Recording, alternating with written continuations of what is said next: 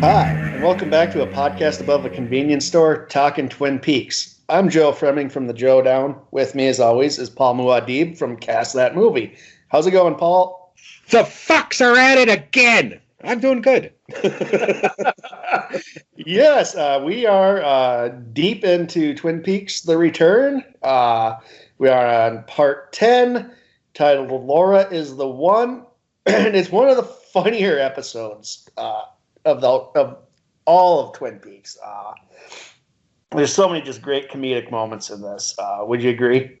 Oh, yeah, but it's juxtapositioned with some really dark shit, too, right? So, yeah, this is a great episode in that regards where, yes, I was laughing a lot in this episode, and I was shocked and appalled by a lot of this episode. It is schizophrenic on so many levels, and I think this episode right here is probably one of my favorites, honestly, because of that. Yeah, it feels like it's kind of like classic Lynch in a sense. I was thinking about this when I was watching this episode because it seems like after with Fire Walk with Me on, Lynch's movies and projects for the most part became pretty humorless. They have their moments, but it's like before, with like Wild at Heart, Blue Velvet, Elephant Man, and even Eraserhead had like these quirky, like weird, hilarious moments. He kind of just shied away from that for a long time. So I'm like, it's kind of weird seeing him back with a sense of humor. Absolutely. Yeah, I love it. All right. So this begins, poor Miriam. She's in her trailer home, and Richard shows up in his piece of shit car. Oh my God, that car. He's supposed to be like this drug dealer. Why the hell does he have that piece of shit car? Although, side note, I'm not going to name the person, but I know, or at least knew a pretty prominent dealer in our hometown. And that guy was worth millions. And the way he drove and the car he had and his house and everything, you would not know. And in all honesty, that's probably the smartest thing he ever did because he was never caught. Yeah. If you're going to be doing something highly illegal, why make yourself stick out? Was this Tom Van Horton, by the way? No. Tom Van Horton ran drugs for him, though. He was the Chad. He was the Chad. He was the Chad. Yes. Tom Van Horton ran for this gentleman, though. From what Tom told me. All right. So, yeah, Richard shows up. Miriam told him she's already called the police. Richard had this covered. I think he probably had Chad take the call. Because he doesn't seem too worried about it. Is what she brings up. She wrote a letter too, just in case.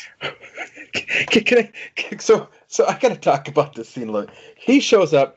She's in this trailer, and he's like, "Hey, we need to talk." And she's immediately like antagonizing him, like, "Boy, I already talked to the cops, and I wrote a letter. You wrote a letter, and yeah, did you mail it today? Yeah. Oh, and then he comes by like." Lady, just shut up. Just shut up. Say you didn't say anything and shut your fucking mouth. Yeah. Why didn't you, it's like when he showed up, I would have called 911. Mm-hmm. But she's like, yeah, I mean, I get what she's doing is like, it's like kind of making it like, this is a futile gesture at this point. I already talked to the police. But, and then she has that, I'm surprised you're not arrested yet. That should be red flag number 1. Right? Over the murder of a child. Yeah. We know what cop she talked to. We know what cop she talked to. And that was a bad call on her part. Yeah. Well, I mean, I guess you wouldn't know. She got the bad luck of the draw. that police call. But yeah, so, and then Richard gets mad and he storms into her trailer and just beats the bejesus out of her, which is not funny, but it's just like, what I like about this scene is that we're not shown, but we can hear it. And I think it reminded me of like your story of like the reveal of Bob. And you just had to hear it. You just could only hear it because you're under the blanket. Mm-hmm. It's just like, it adds to the horror. It makes it so much more worse when we're hearing the violence. You know, there's two schools there. I think both you and I are horror and thriller and gore fans, right? And you know, there's that kind of that idea of if you're going to show it, go over the top with it, or don't show it at all. I seem to think of where a lot of things are at. You know, one of the things that I look at, one of my favorite franchises of all time is Friday the 13th. Little did I know when I was watching them at the time, first time watching them through, that a lot of the cuts were made by the MPAA. Like, they were really, really gutted. And in a way, that actually made it worse because your imagination is making up these horrible things for it. You know what I mean? So yeah, I think it's better this way in this particular instance because when you see the body reveal, you think of just this horrible shit when she's laying there in that pool of blood. What the fuck did he do to her in that tiny trailer? Yeah, it's again, it leaves you to your imagination, and it gets dark, and yeah, she's bleeding, and he turns on the oven gas. You know, kind of show, like, basically, I'm just gonna let whatever. I guess he's assuming it's gonna blow up the trailer. You gotta have a spark to let that happen, but who knows? He's kind of he's not the brightest. He's not the brightest. No. And you know, cool guys don't walk away from explosions. You got to have the explosion going when you're walking away. If it's not exploding when you're walking away, you're not a cool guy. Yeah, and she's breathing still. Mm-hmm. So, you know, if you're going to do something like this, make sure your victim's dead, I guess. Would be like, I don't know. I think Richard suffers from donkey brains. Just he seems a little dim. Well, we can get into why he's a little dim, I think, when we get the big reveal, right? Yeah. So, well, he leaves. He calls Chad, and he's like, she sent this letter. You need to interpret it. The mail system in Twin Peaks seems fascinating. That she sent the letter that day, and it's going to the sheriff's station that day. They have an amazing sorter. Where most mail goes to, like, it goes like to another city and it's sorted and it goes all the way back. It's not the best way, but it's kind of weird. I took note of that. Yeah, I thought it was kind of interesting because, you know, one of the things of this theme of this season is Twin Peaks has gotten bigger. You know, I could believe in the 1991 that Twin Peaks mail could have gone, you know, that day, right? It could be same day mail. It really could. But yeah, you know, and I saw some people trying to justify a lot of this episode by saying it's a time shift. Like, you know, things are completely out of order. But I'm going, no, because in this particular instance, she noted that she mailed it today. Yep. And Chad is going to intercept it today. Like, that was very clear. You can't adjust. You can't adjust that. Yeah, there was no ambiguous. Can't pronounce it. Yeah, it wasn't. It was. Yeah, they stated. Yeah, it was stated pretty clearly. So in Twin Peaks, it's same day mail. Sure. Yeah, I mean, at least they don't have DeJoy messing with their mail. That's all I got to say on that one. Well, we cut this horror show to another horror, but we get kind of suckered into it with Carl singing Red River Valley. I love it. We love Harry Dean. Every time we see him, we're gonna say it. We love Harry Dean. Harry, again, there's not a movie that he hasn't been in that I maybe wasn't a fan of that movie, but I loved him in it. Oh yeah. Oh God. I quote his line in Repo Man all the time. Ordinary fucking people. I fucking hate them. Dude, we've said it. I think we've mentioned it before every time we talk about him, but my God, is there a better character actor? No, he's so solid in everything he does. He's great. And here we get to see him show off. He was a musician. He put out albums. Yep. There's some of them are pretty good. I like some of them. He was a very talented guy. And as he's sitting here strumming his guitar, singing Red River Valley, a red mug flies out of a trailer. And we see that for Shelley's daughter, history's repeating itself. Yep. Get it right. Why don't you ask for a raise? We need money. He is in the throes of, I believe, withdrawal. He is going through some terrible withdrawal and is lashing out because he needs a fix. Yeah. He is. I think it's funny, like, because, this is kind of, with, like, her mom. But, like, did you notice, like, that Steve has a ponytail? I did. I know. I didn't see it. I did not see that. Yeah, he has a ponytail. It's I think that's a little nod to history repeating itself with Leo. So, yeah, and he also he does it weirdly. He's like, do I ever yell at you to clean up the place? It was like another, Leo always yelled about that, so, like, I made that connection. But I also wrote in my notes that this guy is the chucklehead version of Leo, so. He pretty much is, isn't he? Yeah, he's, everyone's kind of like they're shadows of what the other people were. Yeah, and I mean, I think that's kind of true in small communities. Like, the drug dealer is going to be replaced by another skeevy drug dealer. Yep. The hapless waitress who's married to him. Yeah, it seems like, things change but remain the same.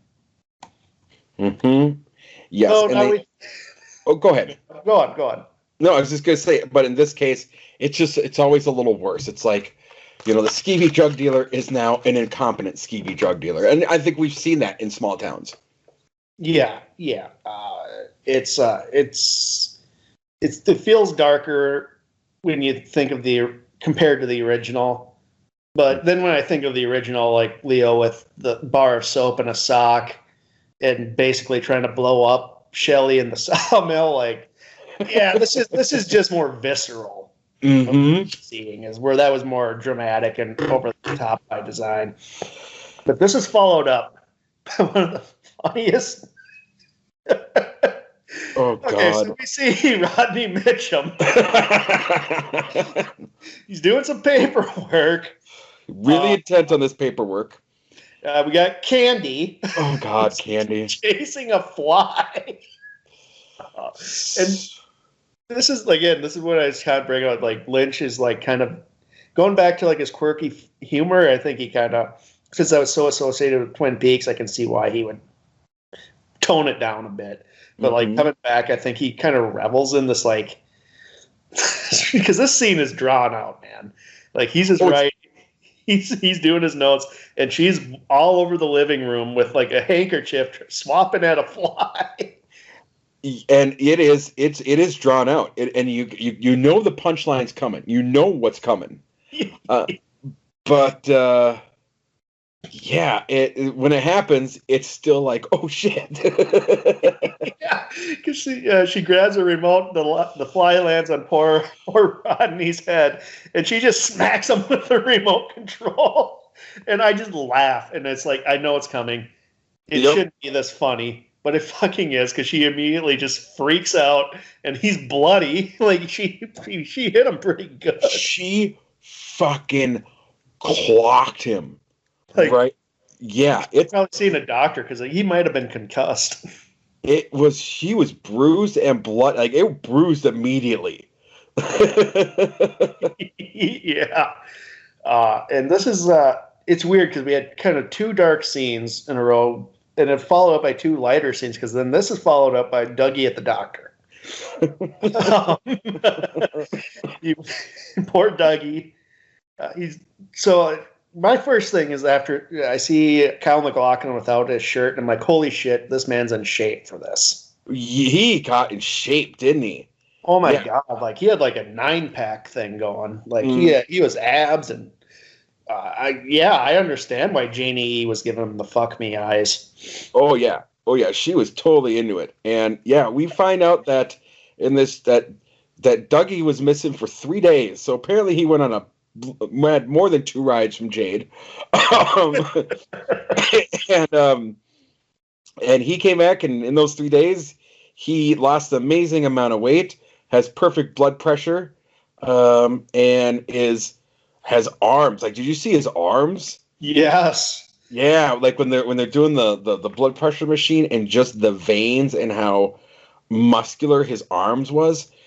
Good on you, Kyle MacLachlan. Like, that is some, you, sir, put in the effort.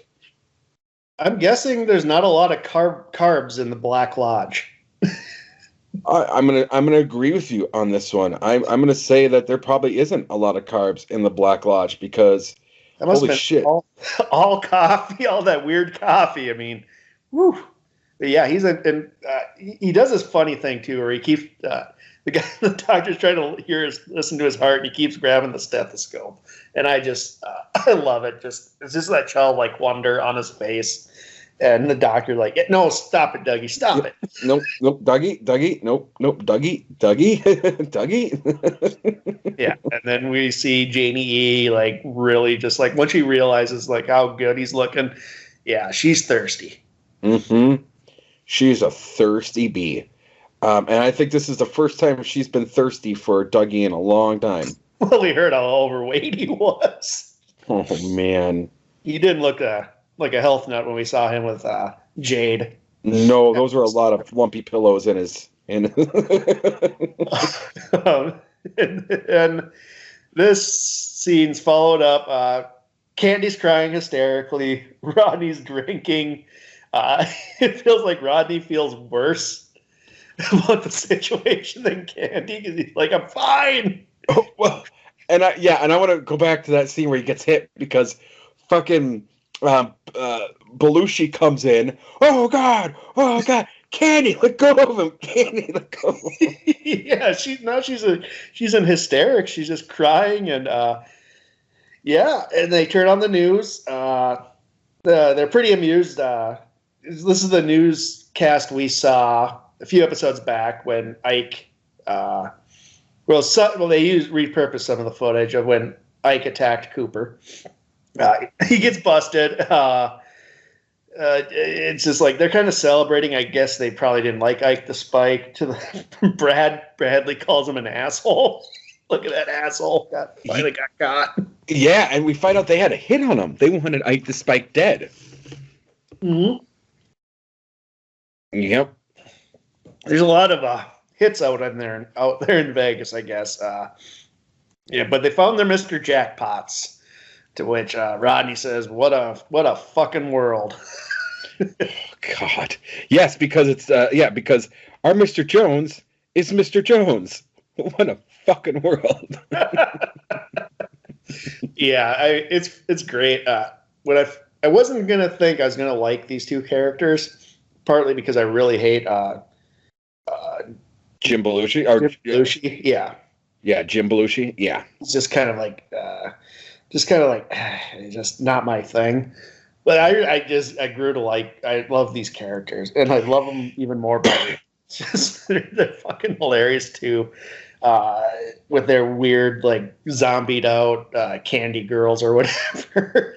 They're yeah, I thought it was an interesting choice. Again, Lynch had some interesting actors coming in, right? Like, Matthew Lillard hasn't been wanted in years, right?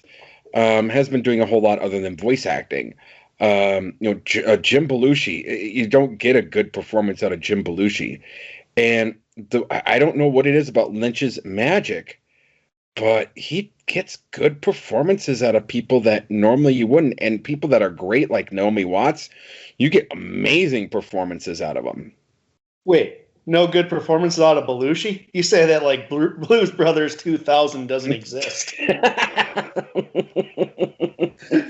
That's like Speed 2 Cruise Control. We don't talk about it, right?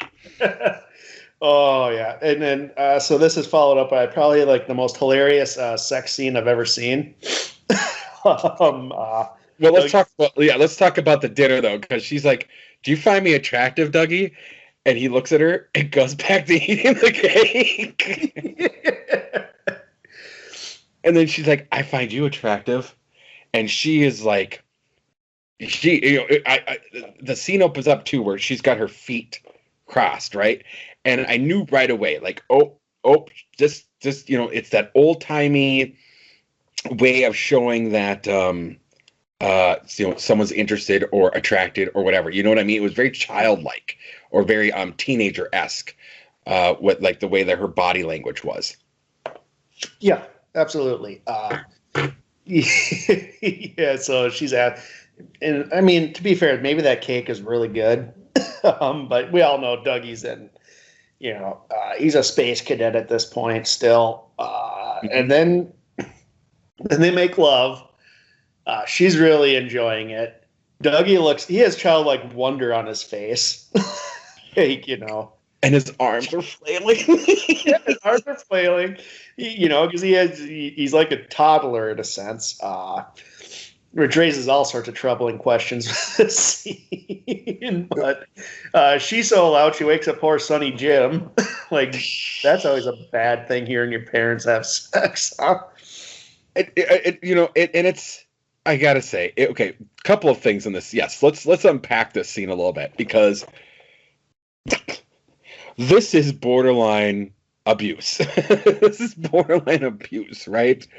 Because we know what's going on, and he is a completely vulnerable adult at this point who cannot make any rational decisions. Not that he's minding at this point. I want to say it. So that was weird. That was kind of like a double-edged, like, okay, yeah, that's cool, but at the same time, it's kind of like, mentally handicapped. Like, are we going to see Johnny Horn having sex later, David? Then you get what her idea of dirty talk is just saying his name over and over different ways. And he's saying nothing. And she thinks this is fantastic. He's just laying there, man. Mm-hmm. He's laying there like a dead fish, and she's Dougie. And then she starts yelling, and poor Sonny Jim wakes up, and he's going to be traumatized. Oh, yeah. It's yeah, I don't know if technically Cooper can consent to sex at this point. He's kind of... Yeah, that's what I'm saying. Like, I don't know if this was consensual per se, but go on. It's just the look on his face is just makes the scene just hilarious. Though. Oh God, it's brilliant. It's so brilliant. Yeah, it is a really, really funny scene. I'm not going to deny that at all. So funny. Then we get probably my favorite part of the episode. I don't know about you, but this was my favorite part of the episode. No. My favorite part was the fly. I do like this part though a lot. Because the fucks are at it again. Oh my God. I wrote this down. Guys, I want to say this. I wrote this soliloquy down. I wrote it down, Joe, because I was dying when he was doing this. So I want to say exactly what Dr. Tripkobi says, and then the punchline. All right, which I had me pause because I was laughing so hard because I forgot about this. The fucks are at it again. Fuck you who betrayed the people you were elected to help. We're sheep to these monsters, and they don't give a shit. We grow our wool, and just when we're getting warm, they come along with their electric clippers and shear off our wool, and we're just naked, screaming little fucks. No wool for us. Freezing and hungry in the night, in the dark, and they don't give a shit. And then when we get sick, the pharmaceutical companies make billions. They own the fucking hospitals filled to the brim. They own the morgues. They own the embalming fluid. They own the mortuaries, the graveyards. These fucks. Is it the government's business who we marry? What the fuck do we care what the government thinks about who we marry? Are we going to invite them to the wedding? Fuck no. They wouldn't come anyway. They're too busy fucking. Fucking us at the grocery store, at the bank, at the gas pumps. They're feeding our children chemicals shit-coated in sugar. Why don't these monsters bite those tasty little treats themselves? Because they'll die in the streets, just like us. And then they'll bloat like big red fucking balloons. Stop distracting yourself with all this diverting bullshit and pay attention. Save the children. Every parent wants to save their child. buy yourself a shovel, dig yourself out of the shit, and get educated. And then Nadine Hurley, oh, he's so beautiful.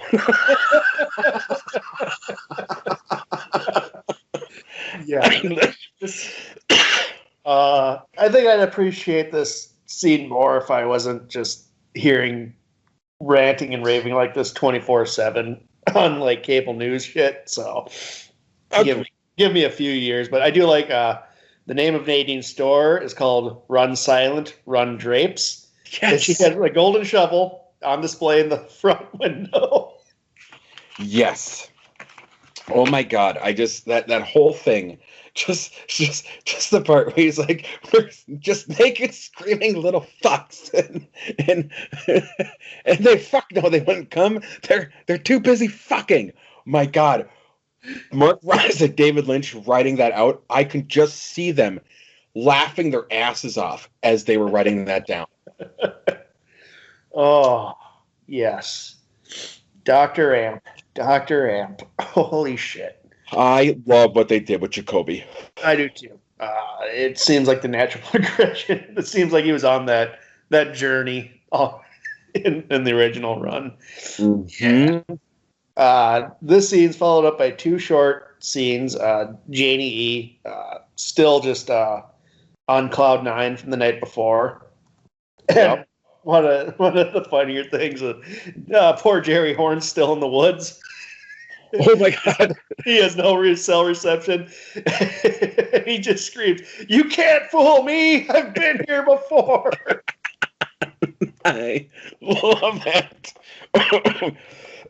Dude, yeah, it was just brilliant. And again, I was laughing because of the Janie E thing. I'm like, that was amazing to you. Okay, Janie, like, you poor thing. Yeah, she's had a sheltered life, I think. I would imagine. Mm-hmm. Fuck. Then we get, then it goes dark. We have dark things, some really funny things, both of our favorite highlights of the episode. Then it goes right back to, God damn it, Lynch just has to pull the rug out from under us, doesn't he? Yeah, well, it's Chad. This scene's this part is not really. No, I'm sorry. You're right. This part isn't that bad.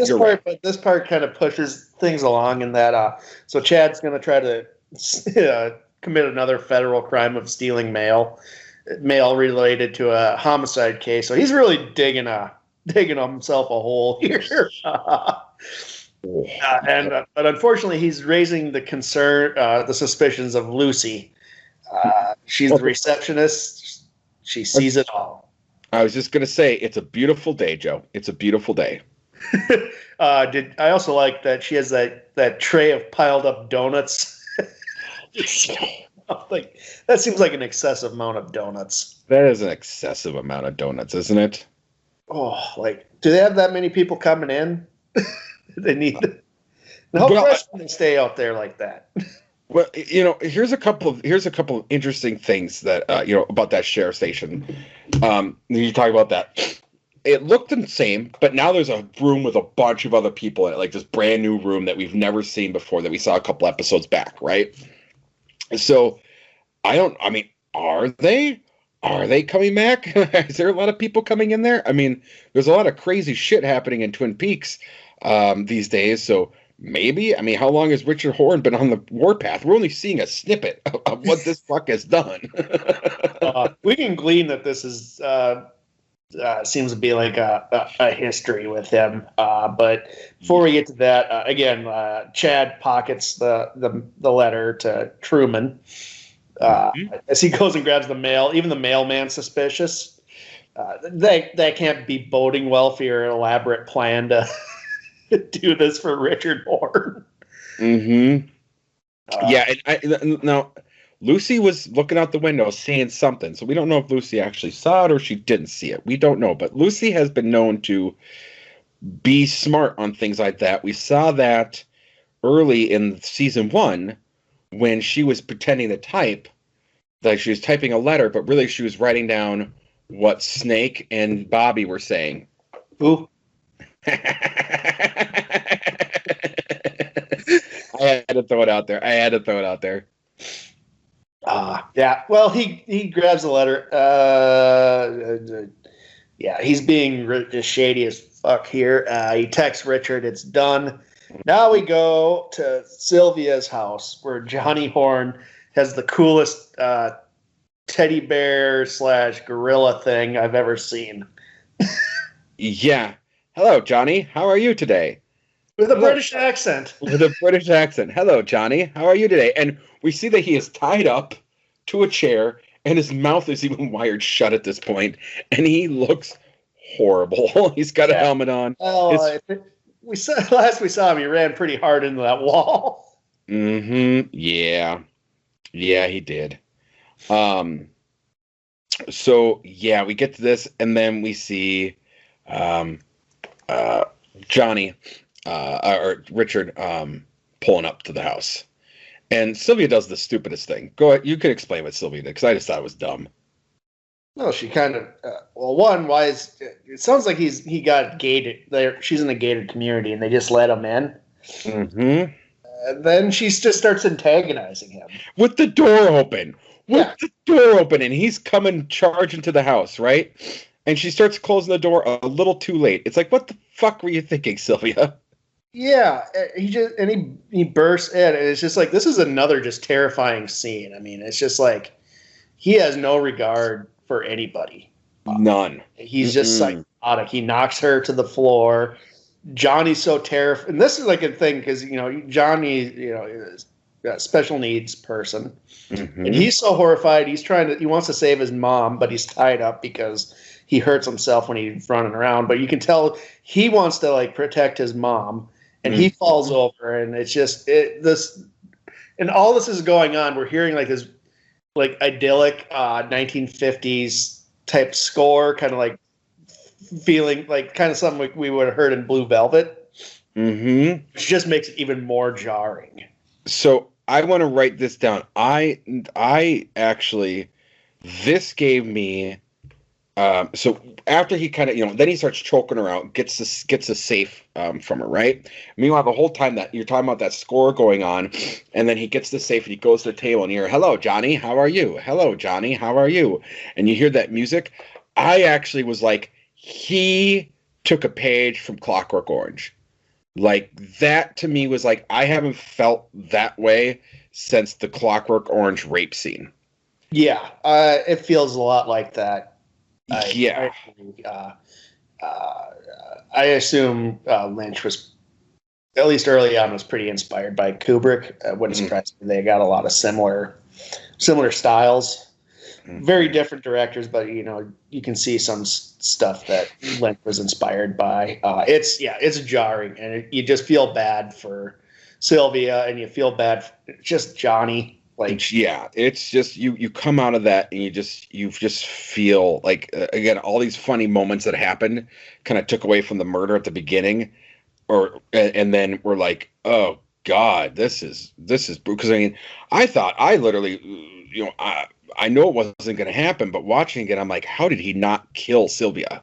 Yeah, I mean, it looked like he got close. He almost choked her out. Then he just robs her blind, steals everything from her, and then he calls her a cunt. Yep. Because why did she have to make something so simple so difficult? I think is the gist of what he screams at it. Like, yes. It's her fault. It's her fault that he had to do that to her. Just typical shitheel mentality and abuser mentality. So yeah, this scene is just rough, and it's just The Return has some of the most disturbing scenes Lynch has ever done. Absolutely. I 100% agree with you on that. It really does. It has some of the most disturbing and some of the greatest things he's ever done. Yeah.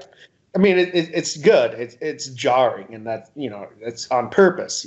This is the terror Richard's been inflicting on his family. We glean on that later when Sylvia calls Ben that this isn't the first time. Yes. Yep. Absolutely. Yeah. He is a wreck. Then we cut to Roger reports Ike's arrest to Duncan Todd.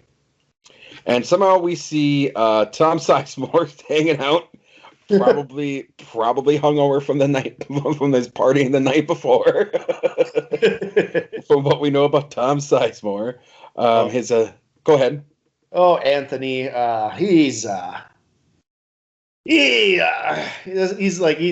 great thing is like, this is like one of those guys who just gets in way over his head, thinking he's going to be like some sort of like mastermind criminal or a scammer of some sort. Like his world's blown up in his face because Todd is pretty much you're going to go to the Mitchum brothers and you're going to tell them the denial of their insurance claim was at the hands of Dougie Jones. This is Todd's way of getting somebody else to do the dirty work since Ike has now been arrested. So it's a weird move. Like, I see what he's doing, but like, if I had to deal with something like Mr. C, I would have just just get a hitman. This is kind of an elaborate plan that could just blow up in your face at any time. So honestly, if I thought about this, because I had the same thought, right? Like if I was doing Mr. C, I would have done it my fucking self. Yeah. Yeah, if you're already in that kind of criminal element world, yeah, you might as well. But who knows? Duncan Todd, he had that weird experience with the hobo behind the restaurant in Mulholland Drive. Maybe his brain is just not all there anymore. Mm-hmm. That's kind of where I'm at. Yeah. Yeah, that's what I think. And then he caveats this, though. If this doesn't work, Anthony's going to have to kill Dougie himself.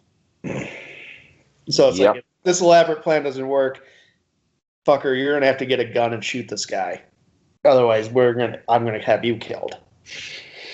Yeah, and he knows he's fucked. He's in way over his head. Yeah. Well, and again, Tom Sizemore's always in over his head. Let's just call it what it is. Yeah, he's good in this. I like him in this. I do like. I like him in this, and I like him in Natural Born Killers. I can't really think of anything else that I've seen him in that even pops out. Yeah, you hit the two that I think of.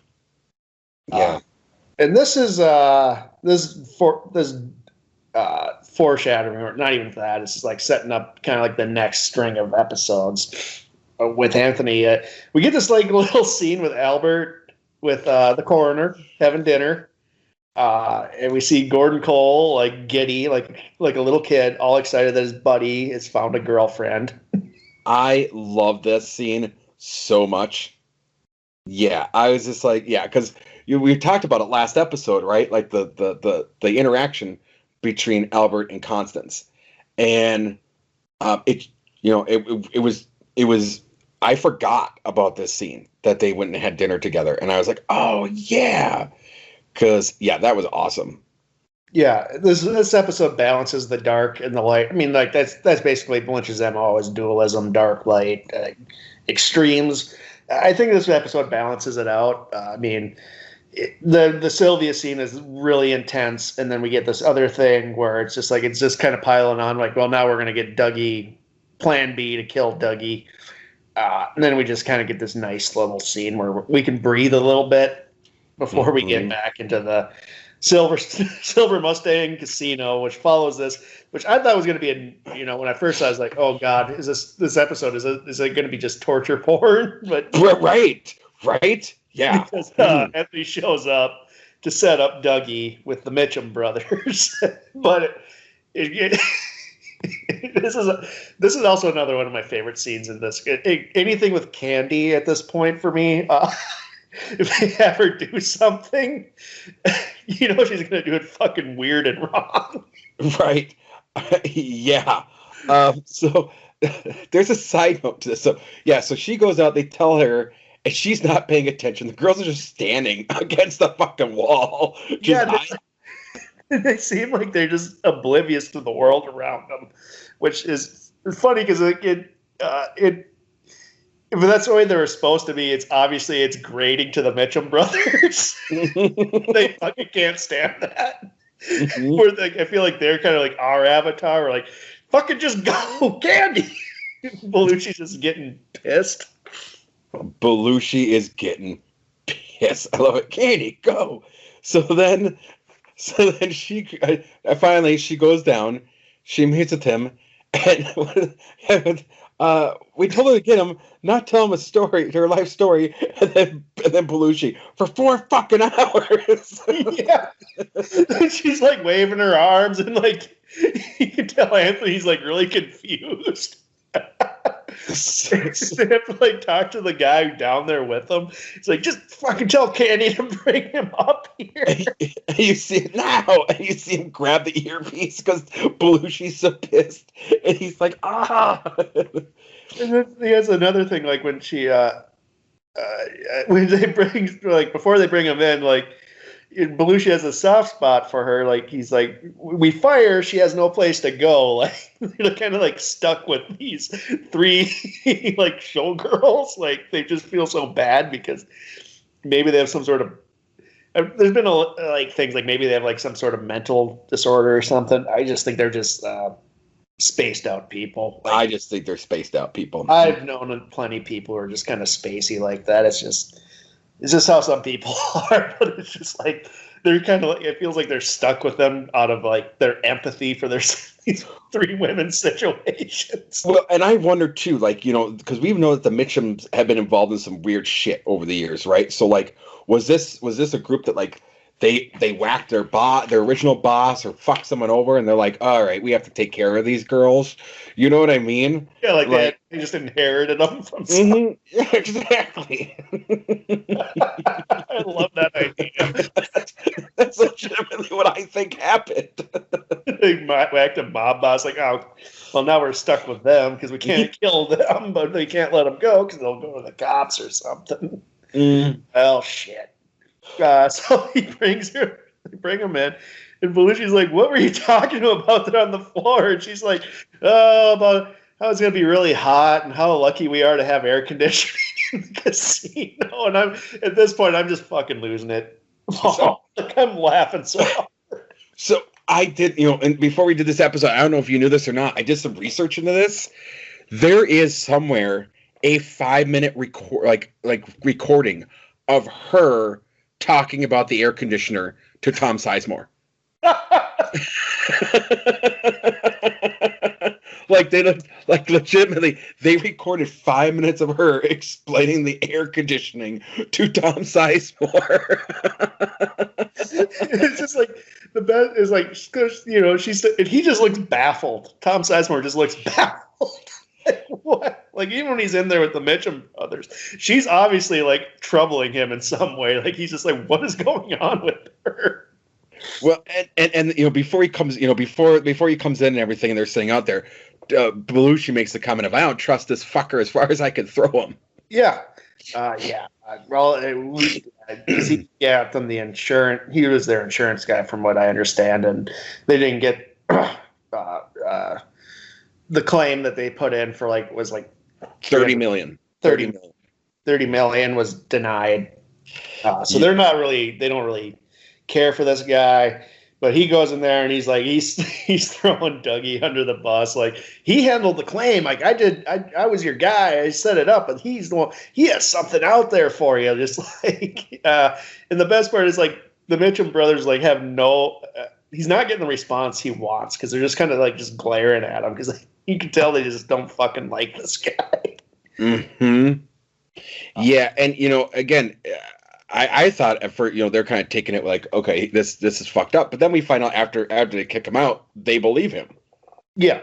Yep. Before they kick him out, though, because they have to yell at Candy again to let Candy show him out. Candy! Candy! And I'm losing it just because now in my mind I'm thinking they inherited Candy and those girls, and they just can't do anything. And the amount of stress that just adds to their life. It's brilliant. I mean, this was another great scene. It's par for the course in their lives to get smacked in the face with the remote. I imagine that's not the first time it's happened. I wouldn't imagine either. Holy shit, yeah. No, there's like again, we want the Albert Gordon mysteries. I also want to see the Mitchum brother adventures. Oh, I would watch that in a heartbeat. Like these two again. This show warmed me up to Belushi a bit. Like I probably would never like anything he's ever done, but like with this, I'm okay with. I was really mad when I found out he was cast. I was too. I wasn't mad. I was just like, what the fuck? Like, what is he gonna do? Because when you're looking at it and the casting was all going on, I also was like, either this is going to be like the most bloated dialogue ever, or this is just going to be a bunch of cameos. And that's kind of what I still consider Jim Belushi more of a cameo than a main. He's not, if this was a season, he's not a season regular, but he's bigger than a cameo because his character isn't bigger, especially later on with Dougie. That's true. Yeah. All right. Fair enough. You're right. But so this is followed up. They're having drinks and they're kind of plotting their revenge on Jones. Mm-hmm. And then this is followed up by Gordon Cole in his hotel room doodling. And it zooms in on the drawing like Lynch made. I don't know what that means. I don't know what the drawing means. It's a cool drawing. It's just, I feel like there's a reason why they pointed our attention to that. Yeah, I didn't know either. I didn't know what they were doing there, but also, Lynch is big about his art too, so it might have been something that he was like Easter egging the people about. Hey, I'm doing new art. I don't know. Maybe he's really happy with the drawing. You're like, I kind of want to put this in there. Yeah, that's what I'm wondering. But then there's a knock on the door, and this is another kind of jarring thing in that he opens the door, and we get this scene from Fire Walk with Me when Laura Rudd is at Donna's door crying after she just saw Leland. She realized Leland was Bob. Yep. And she's screaming, and Gordon is freaked out by it. Very, very obviously. I would be. Yeah. So what do you think? Do you think this is the lodge, like Laura in the lodge, or like a lodge entity tipping Gordon off? I think it is. I really do, because Laura was involved in the Cooper case, right? Laura's kind of the big thing in this one, but her connection to Gordon is Cooper. So yes, I think this is the lodge kind of going, you're on the right track here with Cooper. Yeah, this goes back all the way back to Twin Peaks, going back, and it's like, especially with a scene that's pretty like a revelatory moment in Fire Walk with Me, when Laura realizes so yeah, I think it was them, like, this is the connection to Cooper, which would be Twin Peaks. Yep, exactly. Then it dissolves and it's Albert again, and this is I feel like this is showing, because like once Laura realized there's danger in her house and she knew who it was, this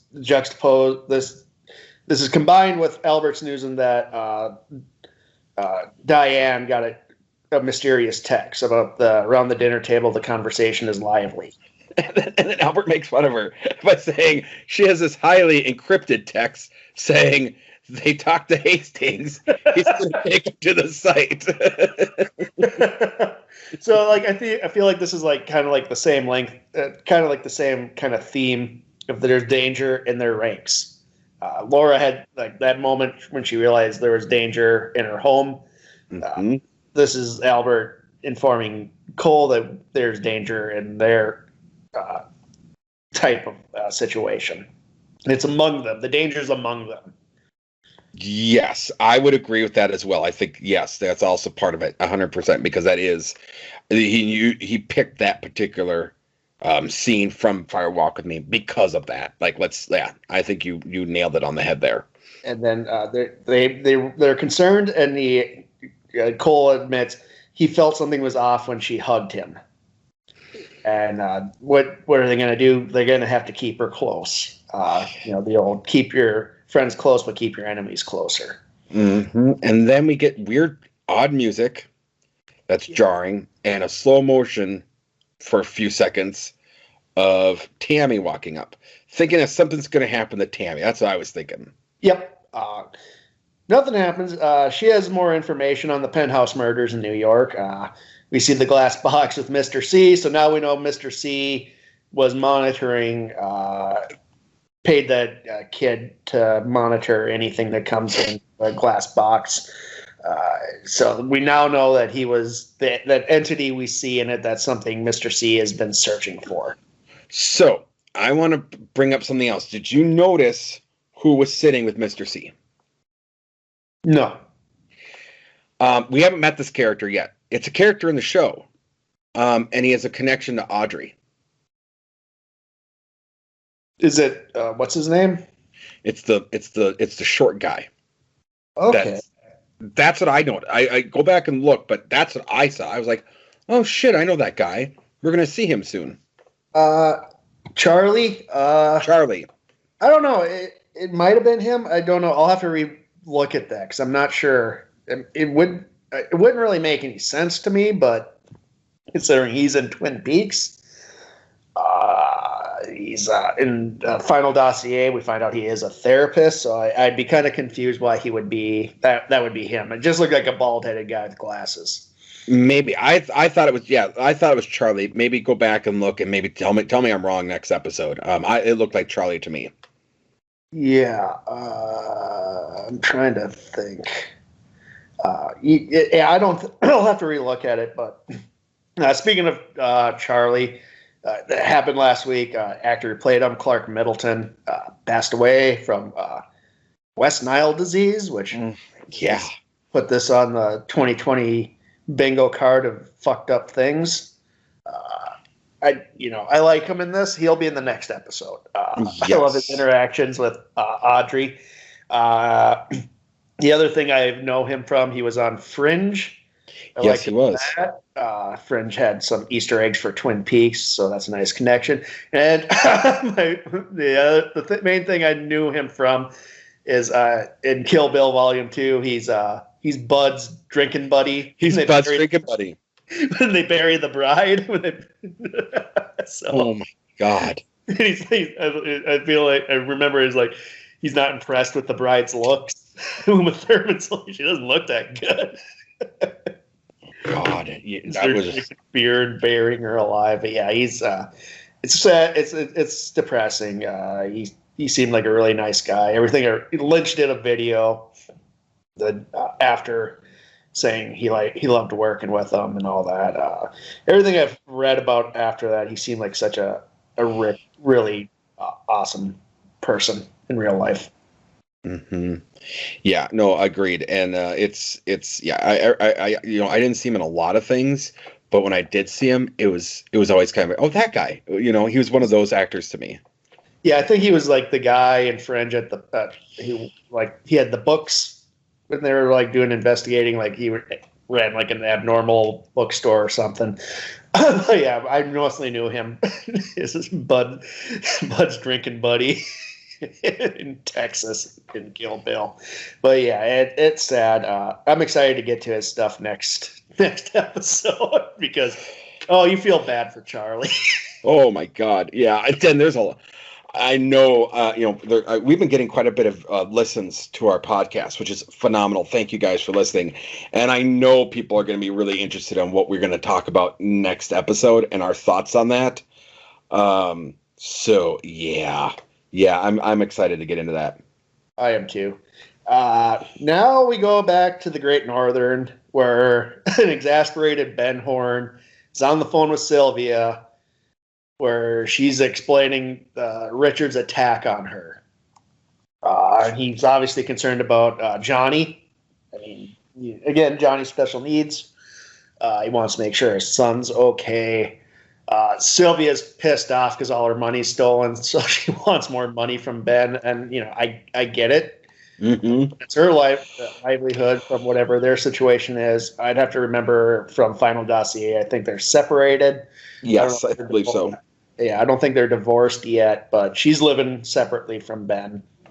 To which, after she's she's calling her a lawyer. So, Because obviously, Ben's not going to give her any more money. Ben's not going to give her any more money. well, I mean, once you get the lawyers involved, I mean, then it's I think it's a shitty situation in general. I can see both sides. I mean, that's her livelihood, and it was stolen by their piece of shit grandson. Mm-hmm. But then Ben, like we've seen him behaving pretty well and respectful. This is followed. He calls for Beverly, and he wants to bring her to dinner. So he's just like, "Fuck it," like I get that too. Yep. I don't think he's being a terrible person. I think it's just like, fuck it, it seems selfish, but sometimes you got to do something for yourself. Yep, absolutely. I completely agree with that. And I think after that episode, I mean, you got to look at it and be like, that's a pretty traumatic thing. Oh God, yeah. And this is where we kind of we glean that this isn't the first time Richard's done something like this. And we'll get more of that later on. He has a history of going to family for money. Even when he attacks, she says something like, yeah, your grandfather's not giving you any more money, is he? Yes. So we see that this has been, they establish, and it's a blink if you miss it if you blink moment, but they do establish that that he has been bleeding the family dry for money. Yeah. Yeah. I don't know if he's bleeding them, but it's a pain in the ass, I think. More so than I think this time it was like he crossed a line he hadn't crossed before. I think we get a little bit more of that next, but this followed up.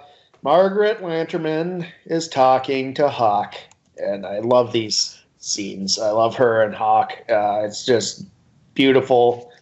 He just sits there and listens patiently as she talks. Because Log Lady, she's cryptic. Yes. She talks about the Truman brothers are the true men, and they're his brothers. Yep, I actually have this whole thing written out. If you want me to say it, go ahead. Okay, so she says, Hawk, electricity is humming. You hear it in the mountains and rivers. You see it dance among the seas and stars and glowing around the moon. But in these days, the glow is dying. What will be in the darkness that remains? The Truman brothers are both true men. They are your brothers, and the others, the good ones who have been with you. Now the circle is almost complete. Watch and listen to the dream of time and space. It all comes out now, flowing like a river. That which is and is not. Hawk, Laura is the one. So there's a lot going on in there. And I wanted to get your opinion because the only part that I truly understood in that was the electricity was humming. The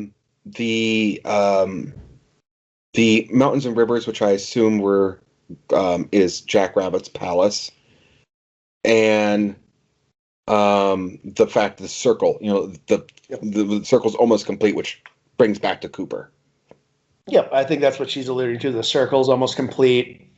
The Truman brothers, who have been instrumental with the events. I think this is hinting that we're coming to the end of this story with Twin Peaks. It's pretty, these are your allies. Is the circle's about to, and Laura is the one. So she's sprinkling clues here to Hawk. Again, like with Cole seeing Laura, this is their connection. It's all going back to the events of the original series. Mm-hmm. And and Laura is the one. We haven't seen a whole lot of Laura this season, but she looms heavily, and I love that there's characters that loom heavy, and they're only used with old footage because they had passed on Don Davis and Frank Silva. I just love that, like, these presences just loom heavy over the story. Yeah, Absolutely. Now, I do want to kind of break a little bit down because it does say you see it dance among the stars, the seas of stars, the glowing of the moon. But these days the glow is dying, which I thought that was a throwback to episode 8 of the glow of Laura Palmer, and now she's dead, and her ability to fight kind of the evil and the fact that the Black Lodge is kind of won, although not really. It's more Bob. I get the feeling the Black Lodge is even at this point going, what the fuck? But she doesn't say it's dead. She says it's dying. Dying. This comes in because we'll have to get into it later, which will kind of Yes, but there's still hope of that glow. Yes. So we are on the same page of what we think that means. I don't want to say more. Yep, I think we are. Okay, perfect. Okay. All right. Good deal. So yeah, that's kind of where I saw it. And I think kind of the watch, the dream of time and space, it's all coming out now, flowing like a river. I think that's also kind of a clue to the viewers that maybe before time continuity was kind of cut out, and now we're going to be getting into more fluidity in the timeline. That's my thought as well. Yeah. Which is weird because it feels like now in this part of the return, I feel like it doesn't get as ambiguous with timelines until the very end. It seems, from my memory, seems pretty straightforward. So yeah, from what I remember as well, this is when it starts to get straightforward as well. Yeah, so it's I really like, again, whenever Log Lady has these cryptic clues, I don't always understand them. Like when I rewatch. For this, I didn't. When I watched the first 2 seasons, I didn't watch the Log Lady intros because those, they're basically just like Easter eggs and whatever for the viewers, like return viewers. But I love it. I love it, and I love that this is followed up by my favorite Roadhouse performance. So good. So good. Go ahead. No stars. This song is the reason I bought the soundtrack. I saw this and I was just gobsmacked by the song. It's one of those songs that just hit me hard, and I don't know why. I still don't know why, but I love it. I love the imagery. I love the lyrics, her vocals, just everything about it. It does something for me, and I can't explain it. That's probably the best way to explain a David Lynch movie too. Absolutely. And I think, I looked into it. This song, David Lynch helped write, actually. Yep. The lyrics. So I think it's very telling that we had that monologue from the Log Lady, and we went to No Stars. Yes. Yeah, I think there's something very there. Yeah. And I do like her dress has the chevrons. Yep, I saw that right away too. I'm like, okay, yep, absolutely. She has the chevrons. And let me just say, her voice, like, she is so underrated. Oh, God, yes. Yeah, she is amazing. Her voice is so beautiful and powerful. It was just like, yeah. The first time I saw it, I was just like, I was gobsmacked. I just sat there, and then I went on YouTube and listened to it, the song, because, everybody fucking, it's online right away. Yep. And she did that song, Cry, in Mulholland Drive as well. Yeah. Yep. She's a Lynch collaborator. So that's a nice thing. Do you notice who was playing guitar? Yes, Moby. Yeah. I noticed that. Moby, but it's a nice I like Moby. I do. I like Moby. I'm not gonna lie. I like Moby. Moby is associated with some of my more positive memories of high school. So yeah, I Moby has a soft spot for me. That's good. I worked with people who played the Play album so often that I can't listen to his music anymore. Well, and the Play album is well good. He did other great stuff afterwards. But it was just more of a fad thing at the time, and that's it is what it is. He made money off of it, but also hurt him long term. So, but yeah, and then there's no dedication in this one. Nope. Yeah, I don't know when the next one's coming. It might be next episode, I think. I'm not sure, but yeah, that was a good episode. I really like this episode a lot. Again, you feel like things are moving forward. There again, it's the juxtaposition. I mean, yes, dude, I feel dirty during some of the scenes. Yeah, I mean, I don't not so much the murder of Miriam. That was like whoa.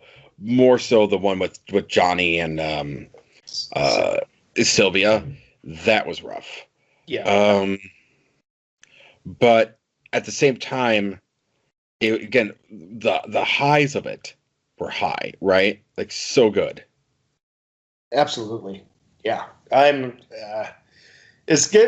getting down there in episodes now. We are getting down there in episodes. Now we have a great one next episode, and if I remember correctly, 12 is one we're probably gonna have some words about, if I remember correctly. With the Roadhouse performance. Yeah, and well, just the episode in general. I have a feeling if I'm remembering correctly, and again, it's been a long time. I don't want to say much on this particular episode, but yeah, the next one's going to be really good. I'm excited for that because we're going to have a lot to talk about in that episode. And then 12, if I remember, there's like one big scene in it. And then that's about it, if I remember. Correct me if I'm wrong. It's been a hot while since I've watched The Return, so I'm in for the ride, man. So well, me too. Again, I'm not skipping ahead. I watched this today. Got my notes all fresh today. So that's where I'm excited for it. So Joe, I noticed you had a new Joe Down out. Talk to me about that. Yeah, it's Halloween month, so we do horror movies. Paul, you and I are horror movie fans. I think our significant others on our other projects are not. They are not. No. Joe Brown does not like horror movies, and I kicked it off with Mandy, the Nicolas Cage surreal horror movie. It's a movie you can't really. It's hard to unwrap because it's more visual. Like I've compared it to like a Eraserhead. It's like this is one of those things that's hard to describe because when you do, you sound like a lunatic. Mm-hmm. But it has him in his underwear chugging a bottle of vodka and screaming while he's all bloody and beat up. So you get your cagey moments, and then you get like this really weird. Surreal, like you feel like you're on acid watching it. It's great. And then later this week we'll be doing the 1998 remake of Psycho. Oh, God, I feel for you guys. Yeah, we went to the top of the mountain with Mandy, and now you are down in the valley under the power lines with that movie, sir. I'm not looking forward to that. What do you guys? What's going on with Cast That Movie? So we were going to have an episode this week. However, couple of things happened. There was I don't want to say a family emergency, but just something that had to take Joe away. So we discussed it, and we're gonna start the official season 2 of Cast That Movie. And what that's going to entail is rather than having 2 a month, unfortunately, because I know you're our biggest fan and listen to it the most, we're going to go down to 1 episode a month, but it's going to be 3 hours. Oof. We're going to change the format of it because one of the things that we were discussing was, well, we talk about what went wrong in the movie. We don't really talk about the plot of what's going on in the movie and kind of, the parts of it that don't make sense and kind of what's going on. We kind of assume that people just know what this movie is. So what we're going to do is, since the name of the movie is Cast That Movie, we're going to start with the Dream Project and dig into that. And then we're going to go to the Recast Project and really dig into it, like what made the movie so bad. Was it really that bad? What was the plot? What was going on? Why did it suck? So it's going to be a little bit more in depth into going into what we've been doing. All right. Because I'll be honest, Waterworld because we're going to do Waterworld and the steroids of baseball. Those are two very bloated things.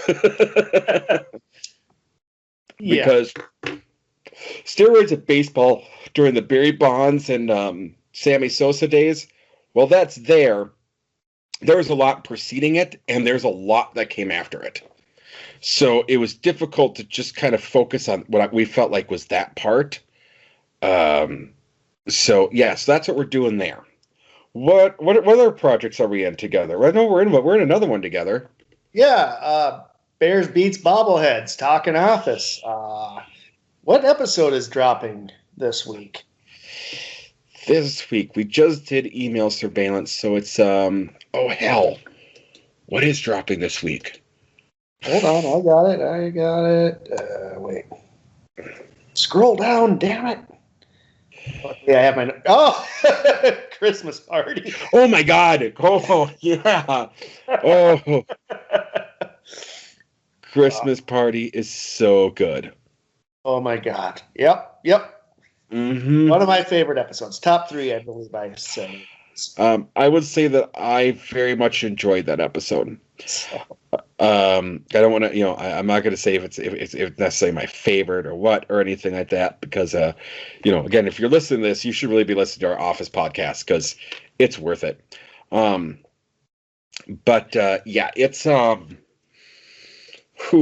that's fun. Will 15 bottles of vodka get 20 people drunk? Yeah, that should do it.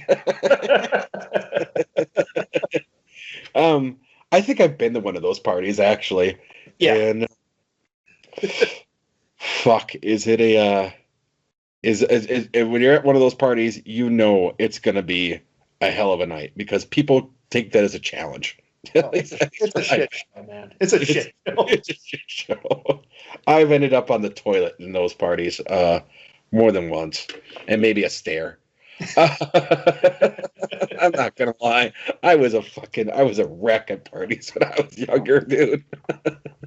Fuck. So, that's what we got going on. So you can find all this at the joedown.blog, which Joe owns and operates. There's other. If you're listening to this, you can find all of them on Spotify, SoundCloud, YouTube. What else? Google, iTunes. Yeah, it's hell. There's a lot of shit we do. We've been busy. We've been busy. So with that, Joe, is there anything else you want to say? The fucks are at it again, Paul.